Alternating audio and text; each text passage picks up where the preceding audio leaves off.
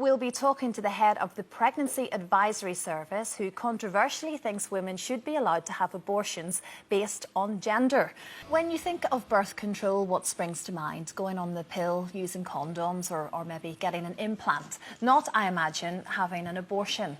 Well, Anne Ferretti, the Chief Executive of the British Pregnancy Advisory Service, which is the UK's leading provider of abortions, thinks it should be. She believes abortion should be seen as any other form of family planning. And look, this is a very emotive subject. Yeah. I mean, I know it is, and everybody's got a different opinion. Sure. You see, by the mere fact that you've said that, in a way, it sends a message out to young people, look, kind of doesn't really matter. If you get pregnant, you can always get an abortion, get rid of the baby. And I personally think that that is a shocking message to send out. My problem with it is that you also think we should get rid of the 24-week limit.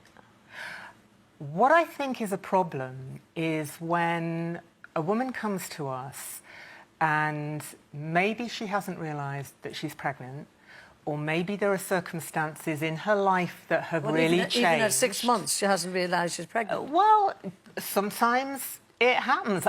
But I just have to, on that particular point, I must say this, because my step-granddaughter was just gone beyond 24 weeks. And they said she wouldn't survive. She was a pound and a half, lying in a hand like that. They said she probably, if she did survive, she would never be tall. She's now a strapping, lovely girl who's a nurse. Now, you can never convince me that that 24-25 period isn't a lovely little person. And if you've ever been to a prem unit in a hospital, you will see those little babies fighting for their life. So how you can say that you can just get rid of the baby? What about your views on gender selection, saying that if it's the wrong gender, not your choice, you can abort the baby? Well, let me say, right, you know, my view on it is that it should always be down to the woman to make the decision for herself, because she will live with that decision. Now, you may disagree with the reasons, I may disagree with the reasons, but both of us can walk away at the end of the day. She is going to live with it, and so that's why, you know...